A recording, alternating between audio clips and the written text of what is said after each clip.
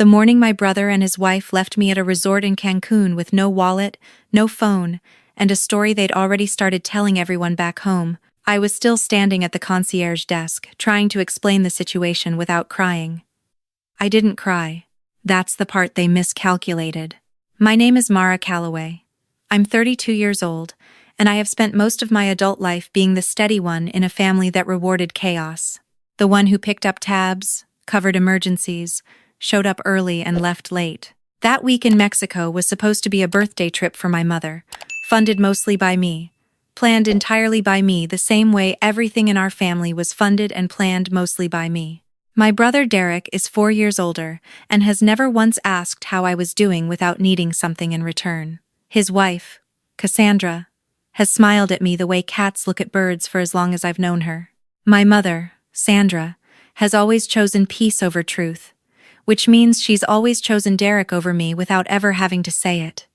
I had convinced myself that a week in Mexico would reset things, that the warmth and distance from our Chicago routines would thaw what had frozen between us over years of small injuries.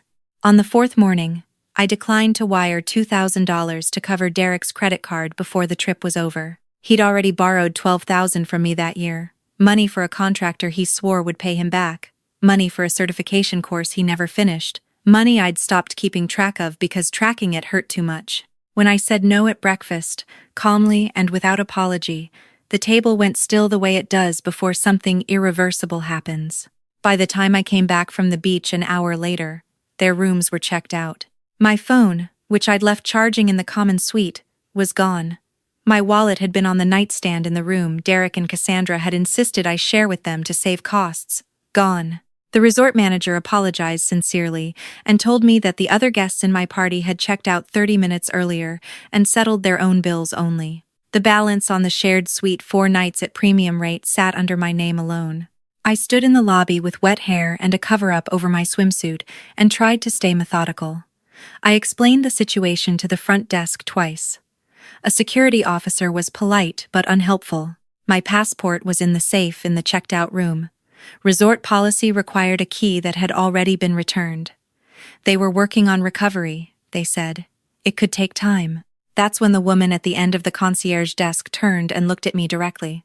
She was somewhere in her mid-40s, dark blazer despite the heat, the kind of composed that comes from navigating high-stakes situations so often it stops registering as stressful. Later, I would learn her name was Victoria Lane.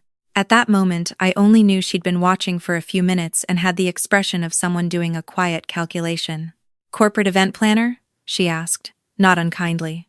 "Event production manager," I said, thrown off. "For 8 years. I thought so.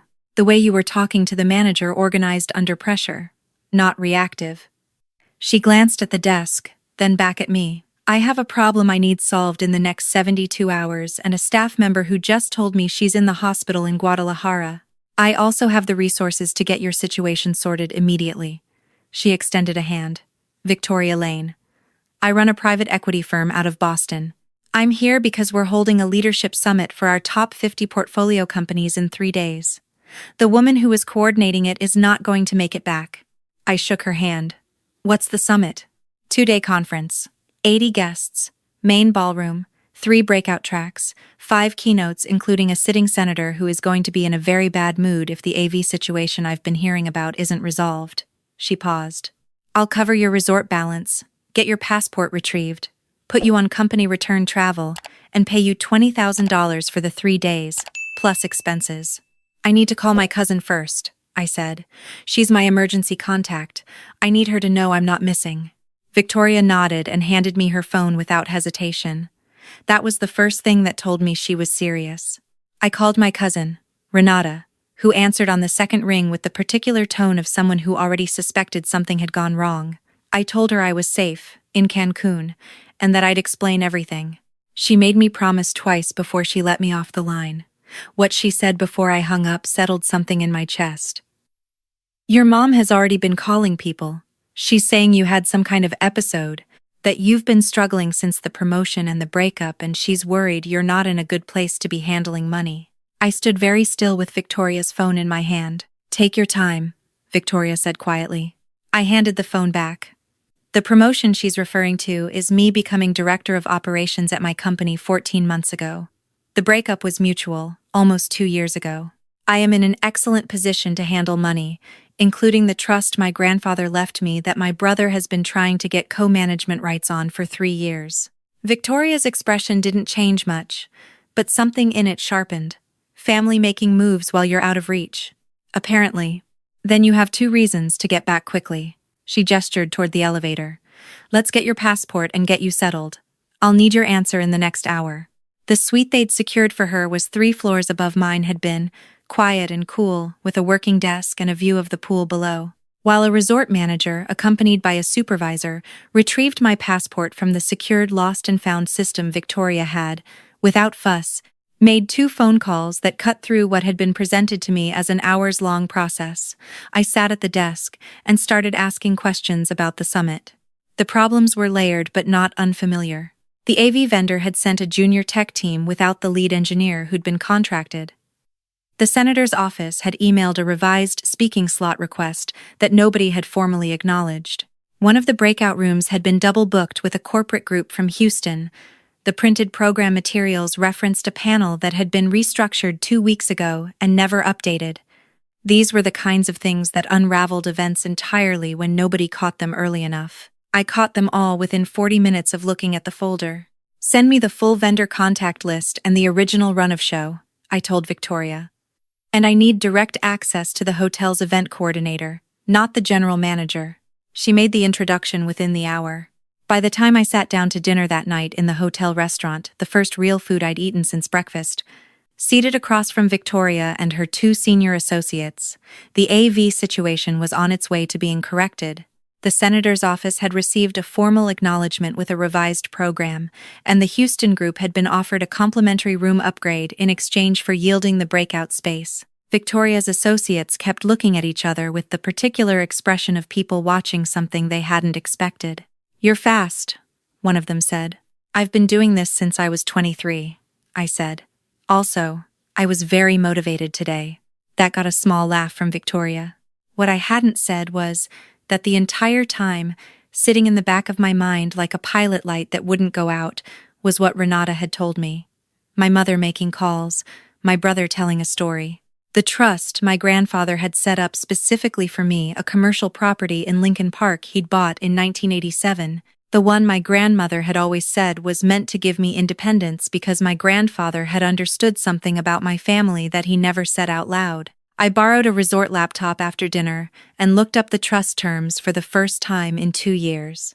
My grandfather had been specific. The trust was mine at 30, which I had passed, with one clause. If I was determined by a court or a licensed evaluator to be unable to manage my affairs due to documented incapacity, a co-trustee could be appointed to act jointly. The clause had existed as a theoretical protection. My brother had apparently been reading it as an opportunity. Renata forwarded me the emails the next morning. Derek had contacted the trust attorney 3 weeks before the trip, not 2 days after I said no at breakfast, not in reaction to anything recent, but 3 weeks before. He had compiled a timeline of what he called concerning behaviors. The times I'd canceled plans under deadline pressure, an email I'd sent my mother during a difficult stretch 2 years ago that used the words, "I'm not doing well," a note from my GP about mild anxiety that Derek had somehow obtained and that I had never authorized him to see. The trip to Cancún, the shared suite, even the fight over the money, it had the shape of something staged. Get me away from home, away from my professional network, away from my routine, and create a narrative of instability while I was unreachable. I read it all twice. Then I did what I always did when I needed to think. I made a list. The summit ran for 2 days, and I was present for every hour of it. I had the AV team briefed and tested before the first guest arrived. I caught a catering error at 9 in the morning of day 1, and had it corrected silently before any executive noticed. When the senators' panel ran 7 minutes long and threatened to cascade into the afternoon schedule, I slipped a note to the moderator with the same calm I'd used at every event I'd ever run. I managed the breakout tracks from a tablet in the back of the main room, eyes moving between screens and the room, adjusting timing with 2-sentence messages to the coordinator. Victoria found me at the end of day 1 in the corridor outside the ballroom. The senator told me it was the best-run summit she'd spoken at in 2 years, she said. She had 9 minutes of buffer before her car, I said. I wanted to make sure she actually had 9 minutes. Victoria was quiet for a moment. You have something going on at home? Yes. Do you have a lawyer? I have a lawyer I haven't called in 2 years because I thought I didn't need one. Call her tomorrow, Victoria said. Tonight, if she answers. I did. My attorney, a direct woman named Patricia Osei, who had set up my grandfather's trust transfer and who I had met exactly twice, answered at 9:30 that evening on the first ring, when I told her assistant it was urgent. I explained everything, the compiled timeline, the trust clause, the trip, the missing phone and wallet, the fact that Derek had contacted the trust attorney 3 weeks ago. Patricia was quiet for a moment after I finished. They're building toward a petition for trustee substitution under the incapacity clause, she said. Your brother can't file it himself. He'd need to demonstrate standing and document a pattern. What you're describing is the documentation phase. A pause. You haven't actually done anything wrong, Mara. Anxiety treatment, canceling plans, sending a stressed email, none of that meets the bar. But if they file before we respond, a judge has to at least review it, and review takes time. During review, there are circumstances where asset management can be frozen. The property was currently leased. Income came in monthly. Frozen meant Derek would have leverage over the tenant relationship, over decisions, potentially over me. What do we do? I asked. You document your competency proactively, Patricia said. We go in first. Formal psychological evaluation. Financial records showing 18 months of independent management. Professional references from people whose names carry weight. We draft a letter to the trust attorney tomorrow, noting our awareness of any pending petition and our intent to respond fully. A pause. And you get home. I got home 2 days later on the return travel Victoria's company had arranged.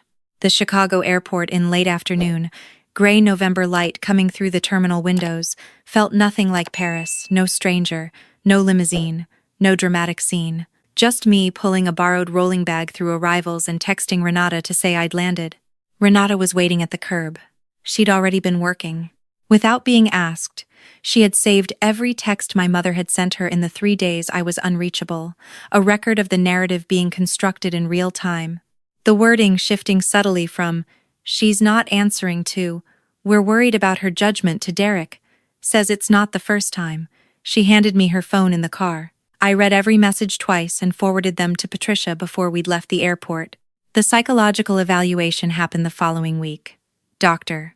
Allison Cho, a neuropsychologist, Patricia recommended, administered 2 sessions and produced a report that took 4 pages to describe, in clinical detail, a person with above-average executive function, no signs of affective disorder affecting decision-making, and professional performance consistent with high-stakes management.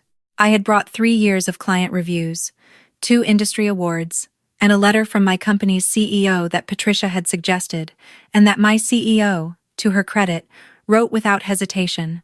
Derek filed the petition 9 days after I returned.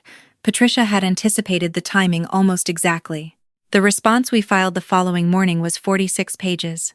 In the weeks that followed, I stayed methodical. Patricia kept me updated in short, precise calls. The trust attorney, who had been presented with Derek's timeline before ours, had the look of a man who was recalibrating. Patricia pointed out, without warmth, that he had entertained a preliminary inquiry from a beneficiary's sibling without notifying the primary beneficiary, which raised its own set of professional questions. That recalibration happened quickly. I went back to work. I ran 3 events in 30 days, a nonprofit gala in River North, a product launch in the West Loop, a corporate retreat outside the city that went so smoothly the client asked if I was available for their next 4. I documented everything, every invoice, every contract, every professional decision, not because I was afraid, but because I understood by then that the best argument against she can't manage her affairs was a clear and continuous record of managing them extraordinarily well. Victoria and I stayed in touch. She referred me to 2 of her portfolio companies for event work, introductions made with the kind of matter-of-fact confidence of someone who does not make recommendations lightly. We had dinner in Chicago once when she was in the city for a board meeting. She asked about the legal situation and I told her where things stood and she said, "Good," and moved on. That was the extent of it, a professional respect I found more nourishing than most things that called themselves friendship. The hearing was scheduled for a Tuesday in January. The week before, Derek texted me for the first time since Cancun. He said he wanted to talk, that things had gotten out of hand, that he hoped I knew the petition was out of concern and not malice. I read it once and sent it to Patricia without responding. She noted it in our file. My mother called the night before the hearing. I answered. She said she'd been worried about me. She said Derek had come to her with concerns and she hadn't wanted to dismiss them because of everything I'd been going through. She said she hoped I understood she was only trying to protect me. Mom, I said, you could have called me. Any day in the last 8 years, you could have called me just to ask how I was doing, not to ask for money, not because something needed managing, just to ask. You never did. She was quiet for a moment. I didn't think you needed it, she said. I know, I said. That's the thing. I let the silence stay. She said goodnight. I said goodnight. We hung up and I sat at my kitchen table for a while, and then I went to bed and slept without difficulty, which I noted as its own kind of data point.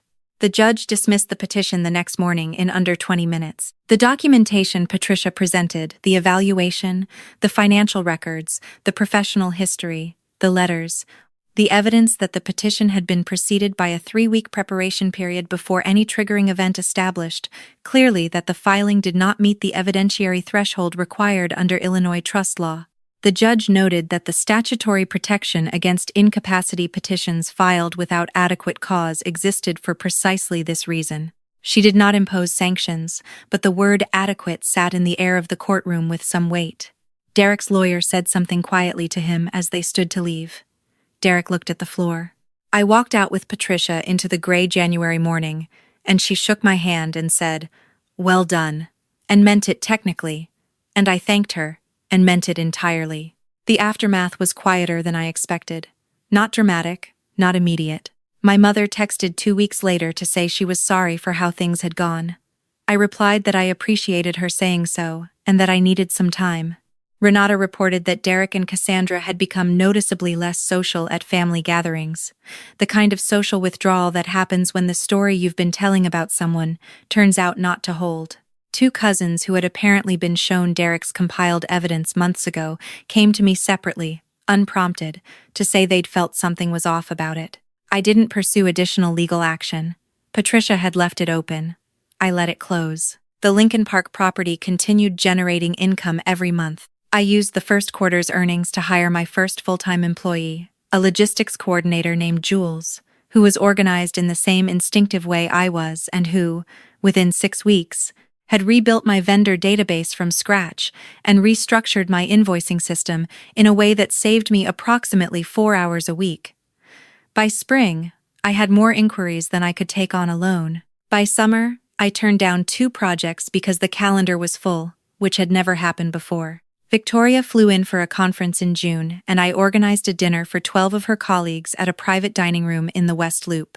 She watched me work the room the way she'd watched me in Cancun, quiet assessment, genuine attention, and afterward said, over the last glass of wine, that she'd been thinking about recommending me for a standing contract with 2 of her East Coast portfolio companies.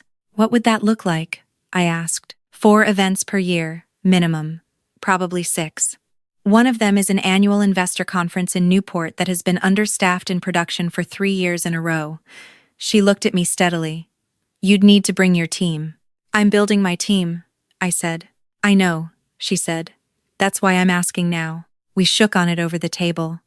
No contracts yet, no paperwork, just the handshake of 2 people who had already figured out they could trust each other under pressure, which is the only kind of trust that holds. On the night of my firm's first-year mark, I was in Newport for the investor conference, walking the event floor an hour before guests arrived.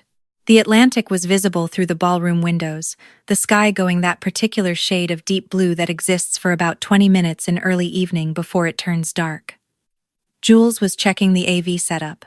My other 2 coordinators were managing the registration flow. The senator was scheduled to arrive in 40 minutes. A different senator, different coast, same need for exactly 9 minutes of buffer, which I had arranged. I stood at the window for a moment and thought about the concierge desk in Cancun, The deliberateness required to strand someone, to build a case before the trip, to count on chaos doing the rest of the work. And I thought about how the gap between that lobby floor and where I was standing now had been crossed entirely by decisions not rescue, not luck, not a stranger's intervention, just the accumulated weight of choices made clearly and without apology. My family had tried to define me as someone who couldn't manage her own affairs. What they had actually done was make me the kind of person who manages everything, precisely, on her own terms. The first guests arrived. I put down my glass, straightened my jacket, and went to meet them.